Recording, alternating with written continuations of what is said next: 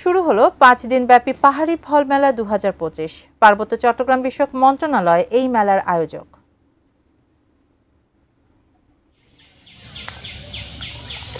সবুজ পাহাড়ের পরতে পরতে প্রাকৃতিক সম্পদ, সুস্বাদু ফলের কমতি নেই।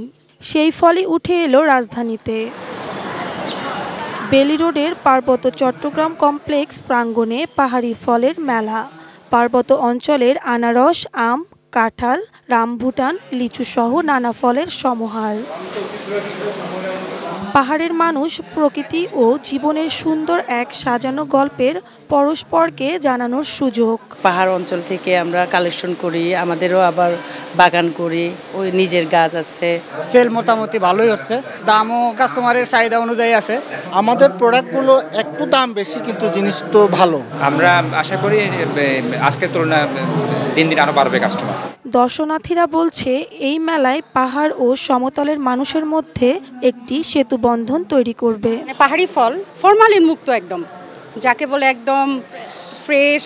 প্রতি বছর যাতে আমরা এরকম আয়োজনে আসতে পারি, পাহাড়ি উদ্যোক্তারা আছেন, ওনারাও এভাবে যদি সুযোগ পান আসতে পারেন, ওনারাও সাফল্য হতে পারবেন। আমরা যে ফলটা আর কি কিনছি, তার থেকে পাহাড়ি ফলগুলো সাধারণত বিষমুক্ত। প্রোডাক্ট রাঙামাটিতে যেরকম, এখানেও ওরকমই, দামটা একটু বেশি। কালার এক্সপার্ট, জর্জ স্যাপ এবং মাইল্ড অন হ্যান্ডস টেকনোলজি সমৃদ্ধ অরিক্স ক্রিস্টাল ওয়াশ আপনার লন্ড্রি এক্সপার্ট। বিকেলে পার্বত্য চট্টগ্রাম বিষয়ক উপদেষ্টা ও সাবেক রাষ্ট্রদূত সুদীপ চাকমা এই মেলা উদ্বোধন করেন।